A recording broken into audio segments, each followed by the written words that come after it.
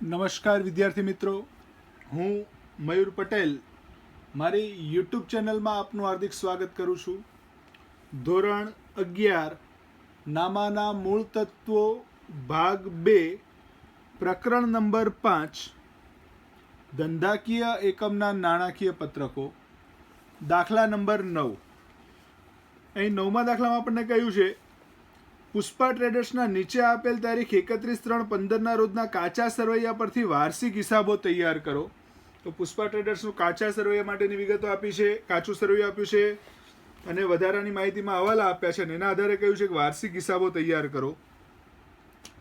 સૌપ્રથમ પહેલાં તો 3 ખાતા બનાવવાના. શ્રી પુષ્પા ટ્રેડર્સનું 31/3/15 રોજ પૂરા થતા વર્ષનું વેપાર ખાતું, શ્રી પુષ્પા ટ્રેડર્સનું 31/3/15 રોજ પૂરા થતા વર્ષનું નફા નુકસાન ખાતું અને શ્રી પુષ્પા ટ્રેડર્સનું 31/3/15 રોજનું પાકું સરવૈયું. 3 ખાતા તૈયાર કરશું. હવાલા જે આપ્યા છે, હવાલા પહેલા તો કાચા સરવૈયામાં ટીક કરી દઈશું. હવાલા માટે આપણને માહિતીમાં આપ્યું છે, પહેલા હવાલામાં કહ્યું છે 31/3/15 રોજ 2,02,000 સ્ટોક છે, જેમાંથી 2,000 જાહેરાત સામગ્રીનો સ્ટોક છે. તો જાહેરાત સામગ્રીનો જે સ્ટોક છે જાહેરાત ખર્ચમાં અસર કરશે, તો જાહેરાત ખર્ચ ટીક કરીશું આપણે. માલના સ્ટોક પૈકી 40% માલની બજાર કિંમત 20% વધુ છે, 30% માલની બજાર કિંમત 20% ઓછી છે, જ્યારે બાકીના માલમાં 5,000નો રિપેરિંગ ખર્ચ છે. માલ સામાનનો જે આખર સ્ટોક છે એ ડાયરેક્ટ આખર વાર્ષિક હિસાબોમાં અસર આવશે, પાકા સરવૈયામાં અને વેપાર ખાતામાં. હવાલામાં ટીક થશે નહીં, કાચા સરવૈયામાં ટીક થશે નહીં. બીજા હવાલામાં કહ્યું છે જાહેરાતમાં આપેલ માલ 7,500, તો જાહેરાતથી ગયેલ માલ છે એક અસર જાહેરાત ખર્ચમાં અને બીજી અસર ખરીદીમાં, તો ખરીદી ટીક થશે, જાહેરાત ખર્ચ ટીક થશે. ત્રીજા હવાલામાં કીધું છે 10,000નું ઉધાર વેચાણ ભૂલથી ખરીદી તરીકે નોંધાયું છે. ઉધાર વેચાણ હતું, ભૂલથી ખરીદી તરીકે નોંધાયું છે. આ હવાલાની 4 અસર થશે. હતું વેચાણ, તો વેચાણમાં લખવું પડશે, એટલે એક અસર વેચાણમાં અસર થાય તો સાથે દેવાદારમાં અસર થાય, એટલે વેચાણમાં વધારો સાથે દેવાદારમાં વધારો. ભૂલથી ખરીદી તરીકે લખ્યું છે તો ખરીદીમાંથી ઘટાડો થશે, સાથે લેણદારમાંથી ઘટાડો થશે. એટલે હવાલાની 4 અસર: વેચાણમાં વધારો, ખરીદીમાં ઘટાડો, દેવાદારમાં વધારો, લેણદારમાં ઘટાડો. ચોથા હવાલામાંથી કીધું છે, ચોથા હવાલામાં કે 30,000ના દેવાદારમાંથી 30,000 ગાલખાદ તરીકે માંડી વાળવાના છે, 10% ગાલખાદ અનામત રાખવાની છે. તો દેવાદાર ઉપર ગાલખાદ અને ગાલખાદ અનામત ગણવાની છે, એટલે દેવાદાર ટીક થશે, ગાલખાદ અને ગાલખાદ અનામત ટીક થશે. મૂડી પર 10% વ્યાજ આપવાનું છે, ઉપાડ પર 6% વ્યાજ વસૂલ કરવાનું છે, તો મૂડી અને ઉપાડ ટીક થશે. કાયમી મિલકતો પર 10% લેખે સીધી લીટીની પદ્ધતિથી ઘસારો ગણવાનો છે, તો કાયમી મિલકતો પર ઘસારો ગણવાનું કહ્યું છે, કાયમી મિલકતો ટીક થશે. આ પ્રમાણે હવાલા ટીક કરી દીધા. હવે કાચા સરવૈયાની જે બાકીઓ આપી છે એની અસર આપીએ. તો સૌથી પહેલું આપ્યું છે મૂડી અને ઉપાડ. મૂડી અને ઉપાડ પાકા સરવૈયામાં. મૂડી દેવા બાજુ, મૂડી છે જમા બાજુની રકમ 3,30,000 અને ઉપાડ છે મૂડીમાંથી માઇનસ થશે, ઉધાર બાજુની રકમ 26,400. જમા બાજુની રકમ મૂડી 3,30,000, ઉધાર બાજુની રકમ ઉપાડ 26,400. ખરીદી અને વેચાણ, તો ખરીદ વેચાણ છે વેપાર ખાતામાં આવશે. ખરીદ વેચાણ વેપાર ખાતામાં, ઉધાર બાજુ ખરીદી.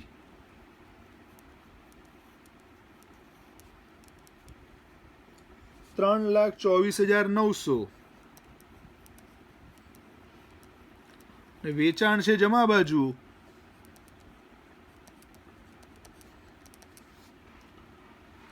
$8,80,000. માલ પરત, તો માલ પરત એટલે ખરીદ પરત અને વેચાણ પરત. ઉધાર બાજુની રકમ છે વેચાણ પરત કહેવાય. અહીંયા જમા બાજુ માઇનસ કરીને લખીશું. ઉધાર બાજુની રકમ વેચાણ પરત $88,000.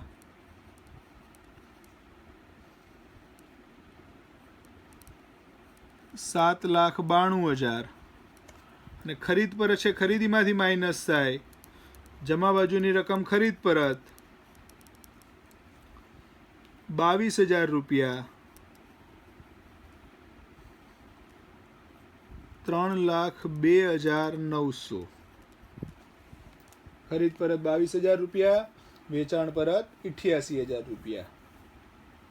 એના પછી પ્રોવિડન્ટ ફંડમાં ફાળો. પ્રોવિડન્ટ ફંડની ટોટલ 4 વિગત. પ્રોવિડન્ટ ફંડમાં ફાળો, પ્રોવિડન્ટ ફંડના રોકાણો અને પ્રોવિડન્ટ ફંડના રોકાણોનું વ્યાજ. 3 વિગતો પાકા સરવૈયામાં આવશે. જ્યારે પ્રોવિડન્ટ ફંડ છે એ નફા નુકસાન ખાતામાં ઉધાર બાજુ વહીવટી ખર્ચના અહીંયા આપણે 4 ભાગ પાડીને લખીએ છીએ. તો પ્રોવિડન્ટ ફંડમાં ફાળો જે છે નફા નુકસાન ખાતામાં ઉધાર બાજુ, પીએફમાં ફાળો, હવાલો નથી એટલે રકમ 12 ખાનામાં, ઉધાર બાજુની રકમ પ્રોવિડન્ટ ફંડમાં ફાળો 11,000 રૂપિયા. પ્રોવિડન્ટ ફંડ છે આપણું દેવું કહેવાય. એટલે મૂડી દેવા બાજુ પ્રોવિડન્ટ ફંડ 1,10,000. પ્રોવિડન્ટ ફંડ મૂડી દેવા બાજુ, પ્રોવિડન્ટ ફંડમાં ફાળો નફા નુકસાન ખાતામાં ઉધાર બાજુ. પછી પ્રોવિડન્ટ ફંડના રોકાણો. તો રોકાણો છે આપણી મિલકત કહેવાય. તો મિલકત લેણા બાજુ પીએફના રોકાણો, ઉધાર બાજુની રકમ 1,10,000 અને તેનું વ્યાજ છે આપણું દેવું કહેવાય. મૂડી દેવા બાજુ પીએફના રોકાણોનું વ્યાજ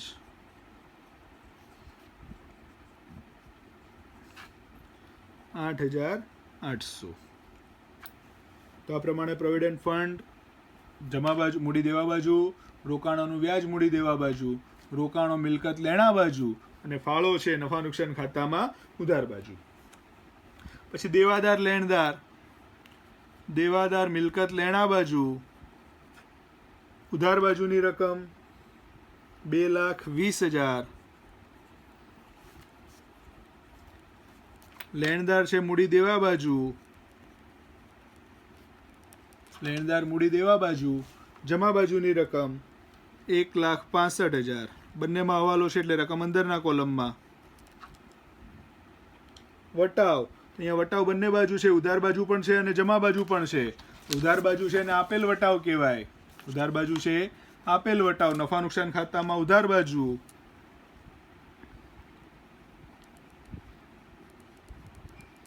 વેચાણ વિતરણ ખર્ચમાં આવશે.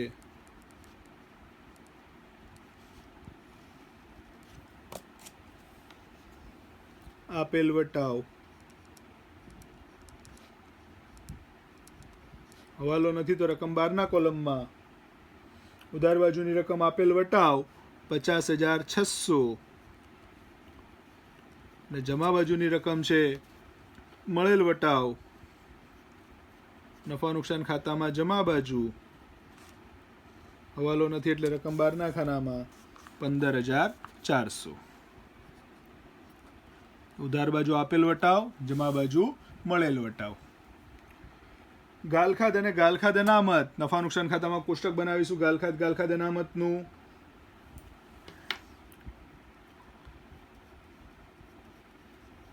નાણાકીય ખર્ચ અને ચોથું આવશે અન્ય ખર્ચ. ખર્ચના આપણે 4 પ્રકાર હતા: વહીવટી ખર્ચ, વેચાણ વિતરણ ખર્ચ, નાણાકીય ખર્ચ અને અન્ય ખર્ચ. અન્ય ખર્ચમાં ગાલખાદનું કોષ્ટક બનાવીએ તો ગાલખાદ પ્લસ ગાલખાદ પ્લસ ગાલખાદ અનામત માઇનસ ગાલખાદ અનામત. ગાલખાદ કાચા સરવૈયાની, ગાલખાદ હવાલાની, અનામત હવાલાની અને અનામત કાચા સરવૈયાની. અહીંયા ગાલખાદ આપણને આપી છે, ઉધાર બાજુની રકમ ગાલખાદ ગણાશે, કાચા સરવૈયાની 33,000 અને જમા બાજુની રકમ છે ગાલખાદ અનામત કાચા સરવૈયાની 49,500. તો ગાલખાદ કાચા સરવૈયાની, ગાલખાદ અનામત કાચા સરવૈયાની. પછી ઊંડી, ઊંડી આપ્યું છે, ઊંડી મૂડી દેવા બાજુ અને મિલકત લેણા બાજુ પાકા સરવૈયામાં બંને બાજુ છે તો બંને બાજુ લખીશું. મૂડી દેવા બાજુ લખીશું એ દેવી ઊંડી. જમા બાજુની રકમ 27,500 અને ઉધાર બાજુની રકમ છે લેણી ઊંડી. હવાલો નથી એટલે રકમ બહારના કોલમમાં 16,500.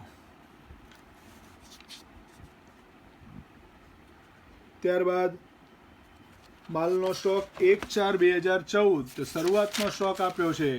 શરૂઆતનો સ્ટોક વેપાર ખાતામાં ઉધાર બાજુ. શરૂઆતનો સ્ટોક વેપાર ખાતામાં ઉધાર બાજુ.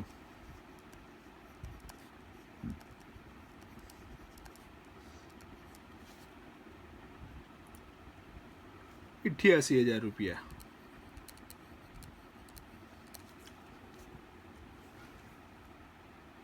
ડેમરેજ ખરીદીનો ખર્ચ છે વેપાર ખાતામાં. હવાલો નથી એટલે રકમ બહારના ખાનામાં ₹3300. કસ્ટમ ડ્યુટી ખરીદીનો ખર્ચ વેપાર ખાતામાં ઉધાર બાજુ. હવાલો નથી એટલે રકમ બહારના ખાનામાં 21,000.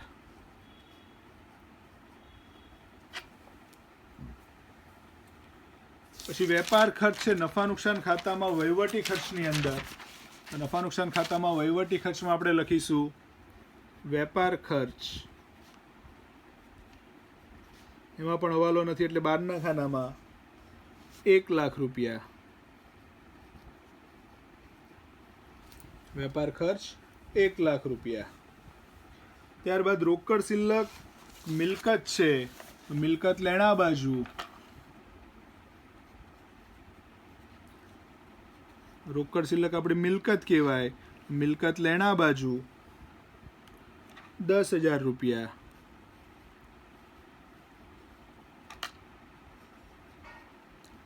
બેંક શિલ્લક મિલકત લેણા બાજુ 35,100. કાયમી મિલકતો, કાયમી મિલકતો મિલકત લેણા બાજુ જ આવશે.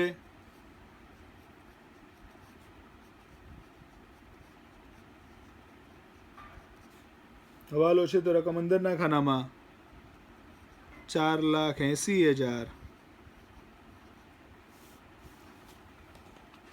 જાહેરાત ખર્ચ વેચાણ વિતરણ ખર્ચમાં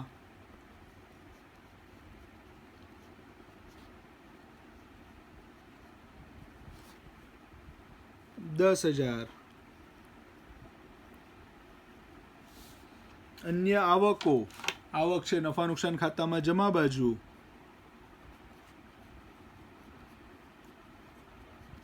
હવાલો નથી તો રકમ બહારના ખાનામાં 19,600. આ પ્રમાણે કાચા સરવૈયામાં જે કંઈ બાકી આપી હતી એની અસર આપી. હવે હવાલાની વાત કરીએ તો દરેક હવાલાની ઓછામાં ઓછી 2 અસર આવશે. દરેક હવાલાની ઓછામાં ઓછી 2 અસર. અહીંયા પહેલા હવાલામાં કહ્યું છે 31/3/15 રોજ 2,02,000નો સ્ટોક છે, જેમાંથી 2,000 જાહેરાત સામગ્રીનો સ્ટોક છે. જાહેરાત સામગ્રીનો જે સ્ટોક છે આપણે જાહેરાત ખર્ચમાંથી માઇનસ કરીએ છીએ. જાહેરાત સામગ્રીનો સ્ટોક જાહેરાત ખર્ચમાંથી માઇનસ થશે. અહીંયાથી માઇનસ આખર સ્ટોક ₹2,000. અને બીજી અસર, કોઈ પણ જાતનો આખર સ્ટોક હોય તો મિલકત લેણા બાજુ આવે. કોઈ પણ આખર સ્ટોક ક્યાં આવશે? મિલકત લેણા બાજુ. તો અહીંયા મિલકત લેણા બાજુ જાહેરાત સામગ્રીનો સ્ટોક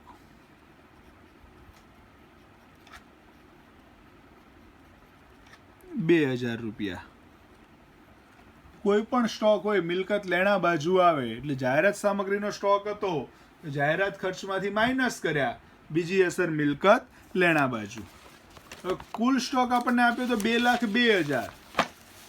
ગણતરી કરીએ તો આખર સ્ટોક ટોટલ આપ્યો તો 2,02,000.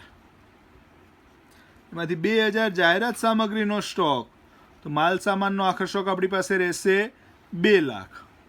કુલ 2,02,000 હતા, એમાંથી 2,000 તો જાહેરાત સામગ્રીના હતા, તો માલ સામાનનો આખર સ્ટોક રહેશે 2 લાખ. હવે એના માટે એવું કીધું છે, માલના સ્ટોક પૈકી 40% માલની બજાર કિંમત 20% વધુ છે. 2 લાખના 40% એટલે 80,000. આ 80,000ની કિંમત 20% વધુ છે. વધારવાના કે તો વધારો થતો નથી. આખા સ્ટોકની કિંમતમાં વધારો કરવાનો કે તો વધારો થાય નહીં. તો 80,000ની કિંમત 20% વધુ છે એટલે વધારો થશે નહીં. 80,000ની કિંમત તો 80,000 જ રહેશે. પછી આગળ 30% માલની બજાર કિંમત 20% ઓછી છે. 30% તો 2 લાખના 30% એટલે 60,000.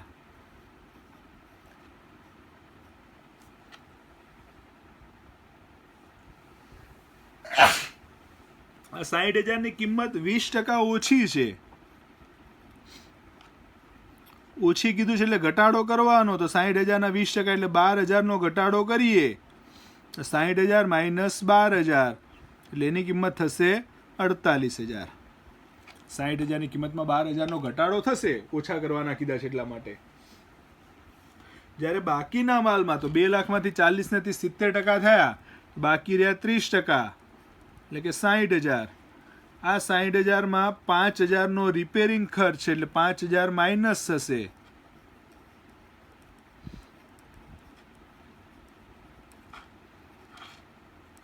આની કિંમત થશે 55,000. ટોટલ આખર સ્ટોક થશે 1,83,000. માલ સામાનનો આખર સ્ટોક ટોટલ થશે 1,83,000. આની અસર જોઈએ તો આખર સ્ટોક છે માલ સામાનનો. એક અસર વેપાર ખાતામાં જમા બાજુ, એક અસર વેપાર ખાતામાં જમા બાજુ.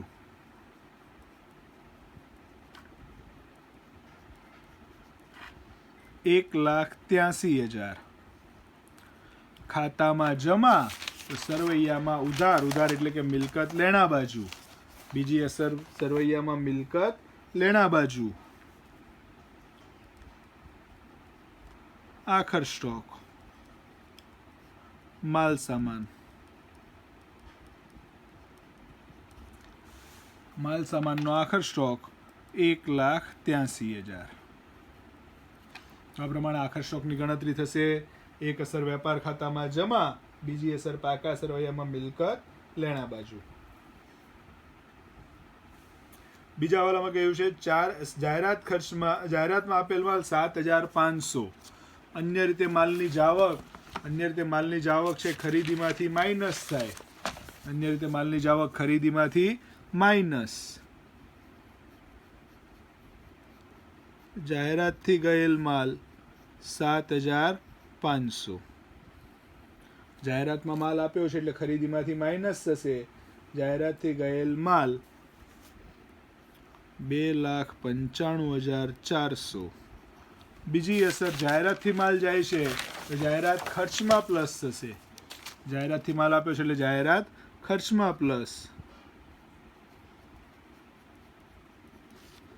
7,500 જાહેરાત ખર્ચ આપણો થશે 15,500. 8,000 હતા એમાં 7,500નો ખર્ચ કર્યો, માલ આપ્યો એટલે ટોટલ 15,500. ત્રીજો હવાલો 10,000નું ઉધાર વેચાણ ભૂલથી ઉધાર ખરીદી તરીકે નોંધ્યું છે. હતું વેચાણ, ભૂલથી ખરીદીમાં લખી નાખ્યું છે. તો પહેલાં તો વેચાણ હતું એટલે વેચાણમાં પ્લસ થશે. તો વેચાણમાં આપણે વધારો કરીશું 10,000. વેચાણ લખવાનું બાકી હતું એટલે વેચાણ લખાશે. તો વેચાણમાં પ્લસ, વેચાણ વધે તો સાથે દેવાદાર વધે. વેચાણ વધે તો સાથે દેવાદાર વધે એટલે દેવાદારમાં પ્લસ. 10,000, 2,30,000. વેચાણની તો નોંધ આપી દીધી, ઉધાર વેચાણ હતું. એ ભૂલથી આપણે ઉધાર ખરીદીમાં લખી નાખ્યું છે, તો ભૂલથી ખરીદીમાં લખ્યું છે એટલે ખરીદી ઘટાડવી પડશે. તો ખરીદીમાંથી માઇનસ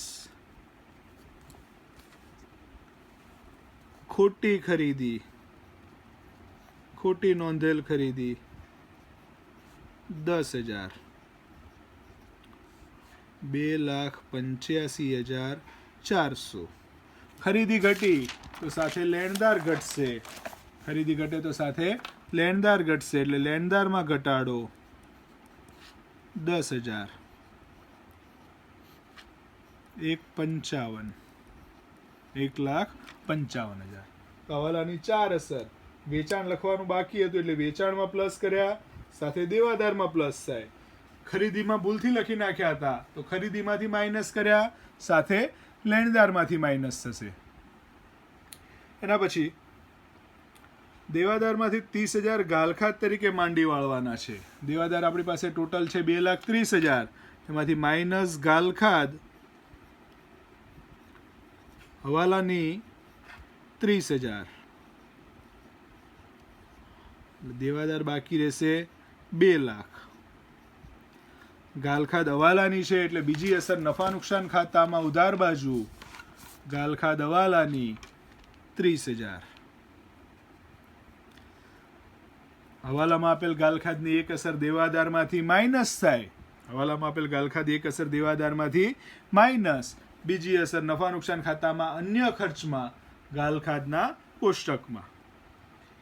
પછી મને એમાં કીધું છે 10% ગાલખાદ અનામત રાખવી. તો દેવાદાર હવે આપણી પાસે બાકી રહ્યા છે 2,00,000, 2,30,000 હતા, એમાંથી 30,000 તો ગાલખાદ પડી, તો બાકી રહ્યા દેવાદાર 2,00,000. 2,00,000 ઉપર ગાલખાદ અનામત ગણવાની કીધી છે. ગાલખાદ અનામત હવાલાની 2,00,000ના 10% 20,000 એટલે 1,80,000. 2,00,000 ઉપર ગાલખાદ અનામત 10% એટલે 20,000, એટલે બાકી દેવાદાર રહેશે 1,80,000. 10,000ની બીજી અસર નફા નુકસાન ખાતામાં, 20,000 ગાલખાદ અનામતની બીજી અસર, અન્ય ખર્ચમાં ગાલખાદ અનામત હવાલાની 20,000. તો ટોટલ ગાલખાદ અને ગાલખાદ અનામત હવાલાની જે છે નફા નુકસાન ખાતામાં ઉધાર બાજુ, ગાલખાદનું ટોટલ કરીએ 83,000 એટલે 33,500. 33,000 પ્લસ 30,000 પ્લસ 20,000 એટલે 83,000 માઇનસ 49,500 એટલે 33,500. પાંચમા હવાલામાં કીધું છે મૂડી પર 10% વ્યાજ આપવાનું છે. મૂડીનું વ્યાજ મૂડીમાં પ્લસ થાય, મૂડીનું વ્યાજ મૂડીમાં પ્લસ.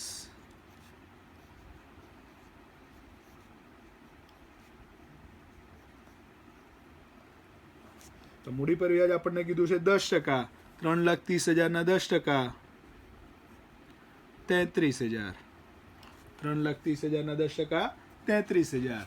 બીજી અસર સરવૈયામાં જમા, સરવૈયામાં મૂડી દેવા એટલે જમા, ખાતામાં ઉધાર, નફા નુકસાન ખાતામાં ઉધાર બાજુ નાણાકીય ખર્ચમાં મૂડી પર વ્યાજ. તો ધંધા માટે મૂડીનું વ્યાજ છે ખર્ચ ગણાય, મૂડી ઉપર વ્યાજ ચૂકવવું પડે એટલે ખર્ચ ગણાય. તો મૂડીનું વ્યાજ છે નફા નુકસાન ખાતામાં ઉધાર બાજુ નાણાકીય ખર્ચમાં લખાશે 33,000. ધંધાકીય એકમની દ્રષ્ટિએ વિચારીએ તો મૂડીનું વ્યાજ છે ખર્ચ કહેવાય, જ્યારે ઉપાડનું વ્યાજ છે ધંધા માટે આવક કહેવાય.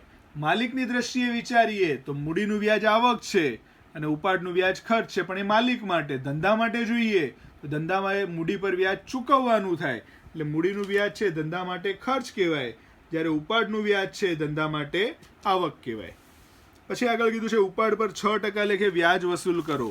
તો ઉપાડનું વ્યાજ મૂડીમાંથી માઇનસ થાય, ઉપાડનું વ્યાજ મૂડીમાંથી માઇનસ.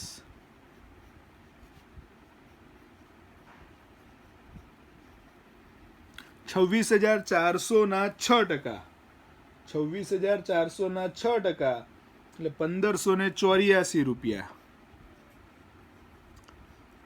₹1584 બીજી અસર, ઉપાડનું વ્યાજ ધંધા માટે આવક કહેવાય. ઉપાડનું વ્યાજ ધંધા માટે આવક કહેવાય. તો નફા નુકસાન ખાતામાં જમા બાજુ ઉપાડ પર વ્યાજ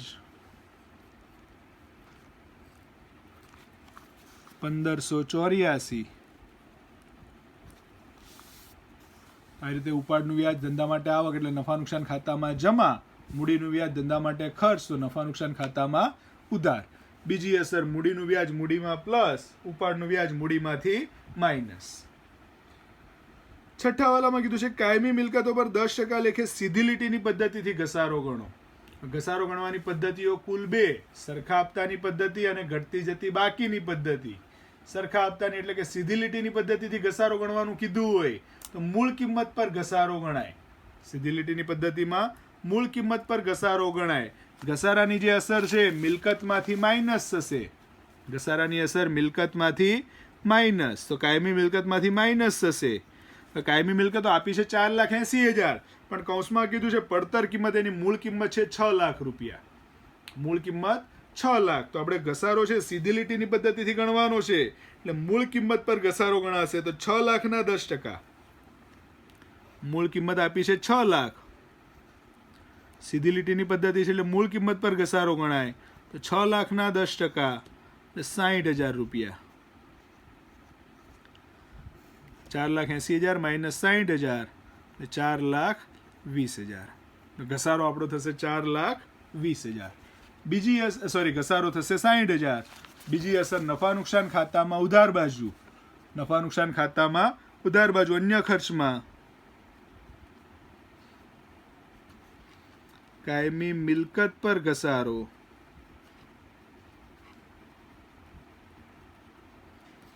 ₹60,000.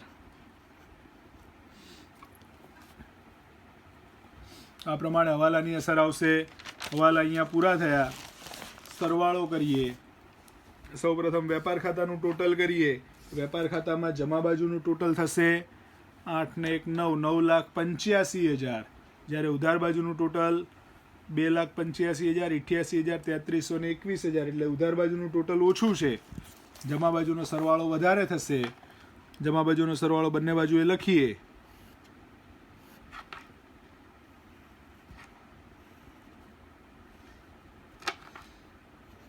₹9,85,000. 9,85,000. 9,85,000 માંથી ઉધાર બાજુની વિગતો માઇનસ કરીએ એટલે ડિફરન્સ આવશે 5,87,300. ડિફરન્સ આવશે 5,87,300. આને કહેવાય કાચો નફો. 9,85,000 માંથી 88,000, 2,85,400, 3,300 ને 21,000 માઇનસ કરીએ એટલે ડિફરન્સ આવશે 5,87,300. આપણો કાચો નફો. અને લઈ જવાનો છે નફા નુકસાન ખાતે. વિગતમાં લખીશું નફા નુકસાન ખાતે લઈ ગયા.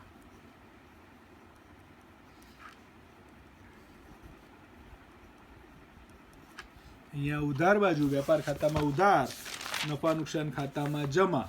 વેપાર ખાતામાં ઉધાર હતો તો નફા નુકસાન ખાતામાં જમા થશે. કાચો નફો કૌંસમાં વેપાર ખાતેથી લાવ્યા.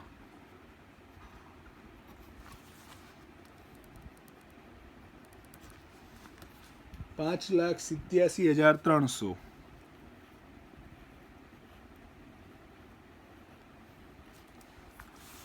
નફા નુકસાન ખાતાનું ટોટલ કરીએ તો જમા બાજુનું ટોટલ વધારે થાય છે.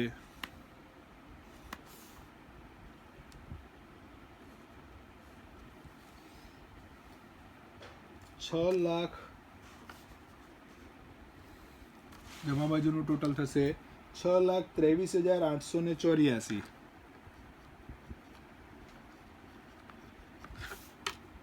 6,23,884.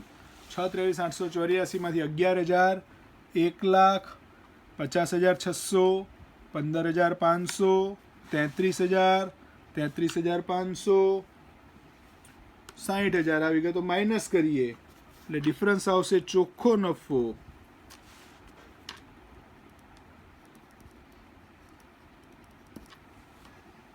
3,20,284.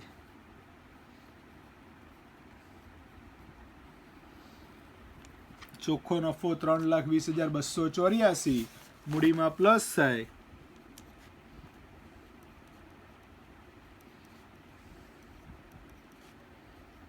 3,20,284. મૂડીનું ટોટલ થશે 3,30,000 પ્લસ 33,000 પ્લસ 3,20,284. 6,83,284. એમાંથી માઇનસ 27,984. એટલે ડિફરન્સ આવશે 6,55,300. મૂડીનું ટોટલ 6,55,300. પાકા સરવૈયાનું ટોટલ કરીએ તો 6,55,300, 1,10,000, 8,800, 1,55,000 અને 27,500. ટોટલ થશે 9,56,600. 9,56,600. મિલકતો બાજુનો સરવાળો કરીએ તો મિલકતો બાજુ 4,20,000, 1,10,000, 1,80,000, 16,500, 10,000, 35,100, 2,000, 1,83,000, 9,56,600.